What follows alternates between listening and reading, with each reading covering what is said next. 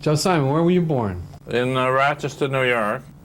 And I grew up in Rochester. I got my first job there when I was 18 years old for the Hearst newspaper, the Rochester Journal-American. Of course, they're out of business now because Hearst closed his chain of newspapers one after the other as I moved from one to the other and stayed there for a year or so. And then Hearst closed them, and finally I migrated to New York, ran out of newspapers. Did you have formal training in artwork? No, I migrated from little junior classes in art galleries, local art classes, and did sculptures out of ivory soap and paintings and so forth, and won some junior awards. They gave us lovely framed prints, which immediately disappeared from my household. I don't have any souvenirs of those days. So when you got to New York, what did you do? Do you remember when that was? I was 24 when I came to New York. I was working for the newspapers about 6 years, and then ran out of 2 of them in Syracuse. Came right to New York, getting art jobs for McFadden magazines. We used to call them flats. They weren't on slick paper, and they weren't on pulp, but they had very wide distribution. We used to draw, things like teaspoons and other little spots, as they call them. How'd you find out about the comic book business? Well, one of the art directors there was a friend of a person named Lloyd Jacquet, who ran a company called Funnies Incorporated. This was at the beginning of the whole comics business. And Funnies would supply to art and editorial work for the publishers. Publishers at that time didn't want to invest in their own departments, didn't want to invest in editors, rent space, and so forth. So they hired these little companies to prepare the work for them, prepare the insides of the comic books. People who supposedly had worked for syndicates and knew something about art and story. So I was sent to Lloyd Jacquet at Funnies Incorporated. I had a little talk with Lloyd. He was an ex-colonel. He worked for a syndicate in New York. The syndicate supplied dailies and Sundays for the newspapers. So Lloyd went out on his own, and he was supplying, among other clients, Timely Comics, which was owned by Martin Goodman, and it was original Marvel Comics. My first assignment was just to turn in stuff. They didn't give me a script. They didn't give me any direction. They said, whatever you turn in, if we saw it, we'll pay you. I did a Western. They didn't tell me how many pages. This thing went about 10 pages. Lloyd said, we'll pay you on publication. That sounded great because newspapers, publication was the next day.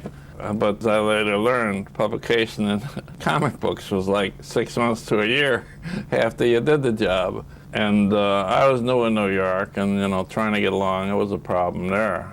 Problem paying the rent? Yeah, I had to pay the rent, sure. I lived in Haddon Hall. It was a rooming house, rooming apartment house near Columbia University. I did the Western. Fortunately, they sold it right away. And I have never seen it since, but I know it was published. From then on, I got an assignment from Funnies, what is now Marvel Comics, Martin Goodman. And he wanted a strip like the Human Torch. The guy sets himself on fire and goes out and raises hell. I was okay. I did a strip for him called The Fiery Mask. That was the lead story in Daring Comics. It was 1940, I believe. Martin Goodman accepted it and published it. I was paid pretty quickly for that because Martin had a successful operation going. Then I did a couple more things for Funnies Incorporated. I did something called T-Man, which they bought, and I had never saw it published, but it was published. It wasn't like today. If you do something for a company, they'll send you a box of magazines. I never saw the stuff that was done then. The next thing that happened, Martin Goodman stole me away from Funnies Incorporated. He gave me a big raise, and I came to work for him. I became the first editor of Marvel Comics, what is now Marvel Comics. And then I became the editor for Funnies Incorporated, who was supplying the Human Torch and Submariner to, I'll call them Marvel. All these comic publishers in those days had many titles. They had Newsstand, Timely, all corporations. I never found out why. Maybe it was for liability, maybe it was for the taxes, I don't know. But they all had the same multiple corporation setup. And that's how I got started at Marvel Comics. Did you meet Jack Kirby there? While I was at Marvel, I answered an ad. You know, we were all freelance people. We were all worried about that, including Jack Kirby. Everybody wanted a job in those days. I answered an ad in the paper at Fox Publications, who was advertising for an editor. I went over there and did an interview with a crazy little guy called Victor Fox. Said he was a former ballroom dancer. He was about 5'2" and maybe in shorter, about 200 pounds. And he was as crazy as anybody could be. He called himself the king of the comics. Turns out that Victor Fox had been an accountant with Donenfeld, DC Comics. He looked at the books, thought there was a pretty good business to be in, you know. So he moved downstairs and opened a bigger office in DC Comics. He started publishing his own books. He did pretty well on them. Instead of Superman, he would have Wonder Man. And he would go through the line and have his own titles. Victor Fox was being serviced by Eisner and Iger. They had a problem. They had a litigation with DC Comics, who resented the fact that they were swiping their characters, Superman. Will Eisner quit the company because he claimed Victor Fox told him tell some different stories in litigation. I got the job as editor at Fox, and I wasn't to use my real name. I was called Mr. Roberts, and we ran an ad to get the artists who worked for Eisner and Iger, because Eisner and Iger had quit. And they were to contact Mr. Roberts. But Victor Fox was afraid that I would leave with his staff. He was afraid that Eisner's artists were leaving, and make long story short, we didn't get any of his artists. Will Eisner was doing most of the stuff himself under assumed names. So it was, you know, I had an assumed name, Will had an assumed name, the artist had different names. It was a big mix-up there. Jack Kirby was working in the bullpen at Fox.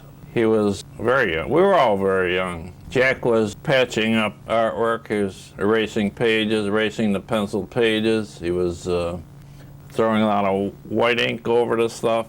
And meanwhile, he was doing some comic strips that Fox was trying to syndicate, mainly the Blue Beetle. And he was working under an assumed name there. He was working on the name of Charles Nicholas. There really was a Charles Nicholas, and after we left Fox, coincidentally, we hired him to work for us. He worked for us for like 10 years.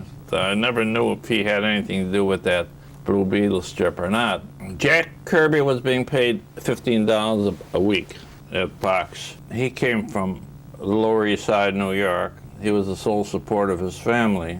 They were all very poor. We were poor too. I had a suit. He admired that a lot. He thought that was great. The guy comes around in a suit. He asked if he could work with me on some of my other projects. I was doing a Blue Bolt after work, still for Funnies Incorporated. That was being published by a very, very big company, Novelty Press, which was an offshoot of the Saturday Evening Post, Curtis Publishing Company in Philadelphia. So Jack and I, after work at Fox, we would go over to our little office, $25 a week. We would work on Blue Bolt together and other things too. In our spare time in that little office, we turned out the first issue of Captain America. It wasn't done at the Marvel office, done our little $25 a month walk-up on West 45th Street in New York City, in the heart of the Diamond District. Did you get requests for a character, or did you just come up with the idea? No, we were always coming up with new characters. That was the nature of the game. You know, we came up with so many of them. Some were bad and some were rotten. Captain America clicked.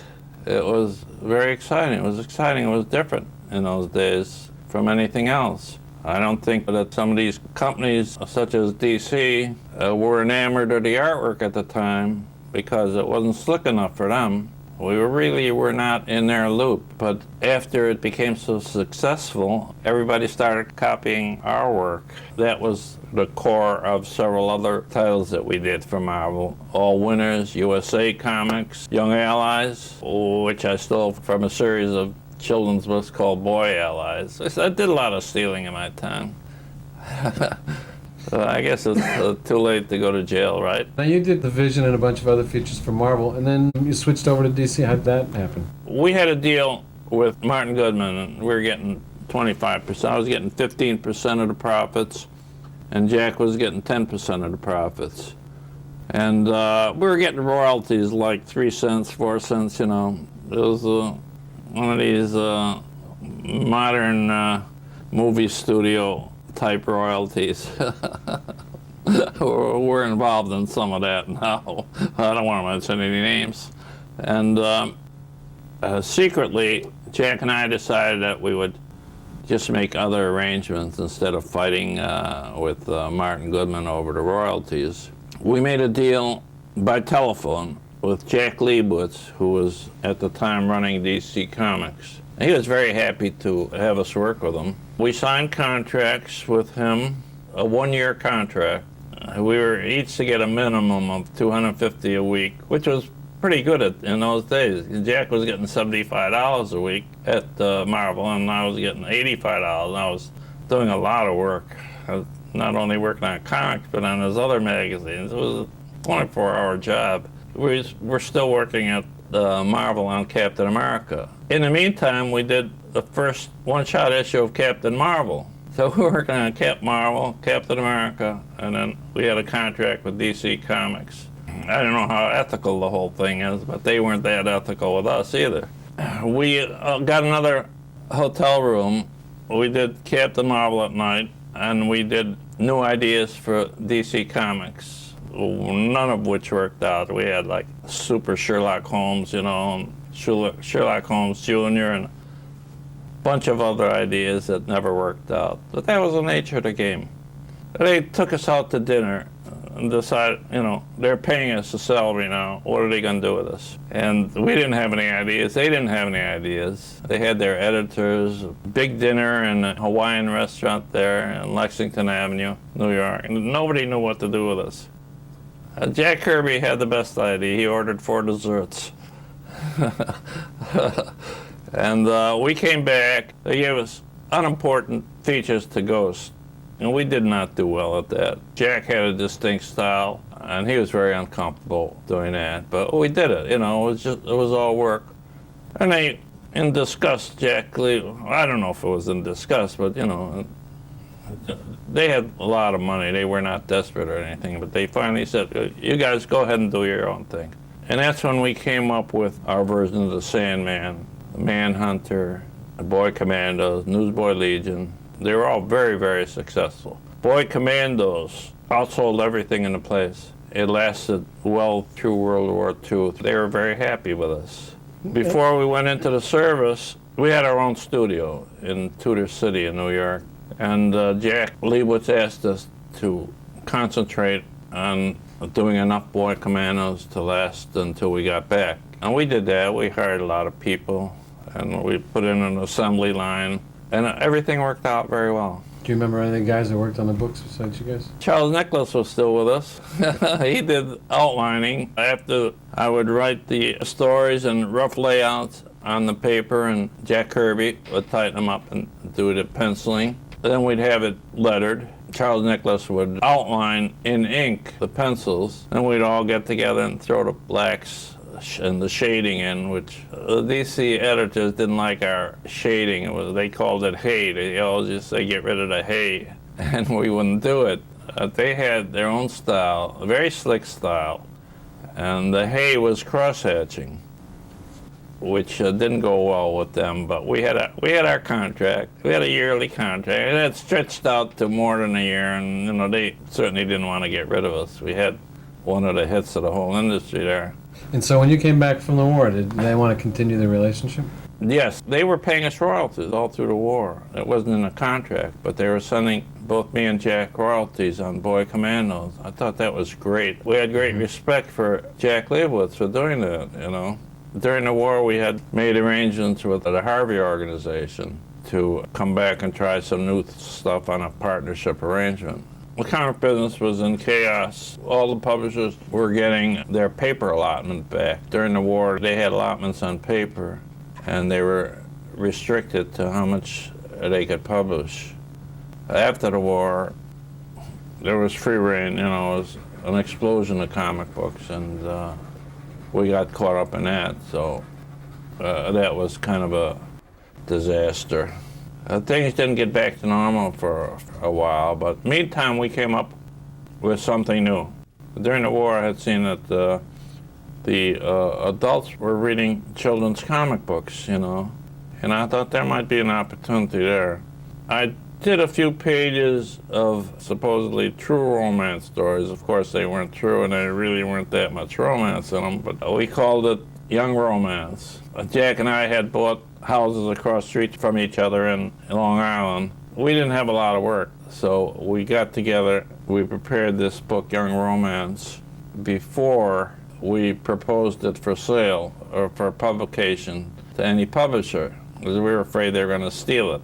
We're getting smart. We did make a deal. We made a partnership deal with the Prize comic, Crestwood Publishing. That turned out to be one of the biggest things in publishing. We had almost 400 imitations, 400 titles that were copying us on the true romance scene. Of course, they were very benign.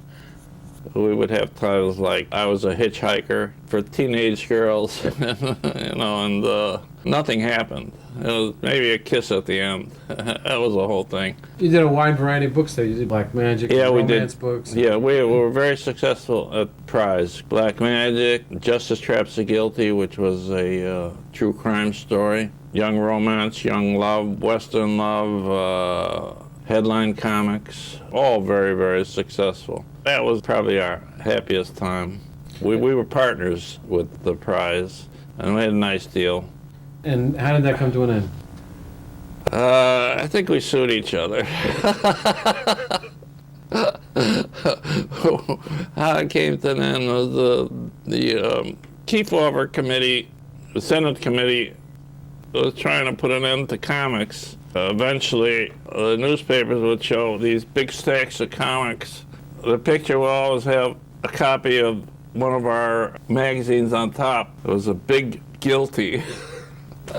And that was how we wound up in those days with Crestwood. But we still continued after a while. It was never as big after that until this collecting phase entered the picture. By that time, I was just about out of comic books. I was doing something called Sick Magazine, and Jack went to work for Marvel.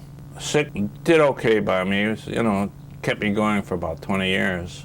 And Jack got wound up with Stan and that Marvel Universe, so he did very well. They did very well. You went to work for Harvey towards the end of that too, didn't you? I would always go back to Harvey when things got tough. There was always a place for me. I remember you hired Jim Steranko in those days. Jim Steranko, yeah, I don't think he likes me very much. I just heard that last week, that he resents the fact, he was just a kid, and he resents the fact that I just gave him the layouts to do. And he says I should have given him the entire job to do. Well, he had no experience. I appreciated it, I loved his work, but he had no experience whatsoever in doing comic books. He said he was a magician from Reading, Pennsylvania, and came to my house out in Long Island, opened up his trunk, and a bunch of comic books fell out. I was filled to the top with comic books. I did give him work. I did like his work. Jim, if you're watching, you're great. Now, would you consider yourself the business side of the partnership when you were in partnership? I resented that. I always resented that. I worked my head off at everything, every aspect of the business. The business I did was just normal. I was not, no great businessman. I never had any $1 million deals on any film stuff or anything until now. Were you a better deal maker than Jack? Maybe that's probably a better way to put Well, it. Jack, we got along very well together, both on the creative end and agreeing to any projects, creating stuff. We did very well. Anytime, even when Jack was at Marvel, if I ever called Jack, I said, Jack, I got a project I want to do. He would be over the next day. He would always come in with me.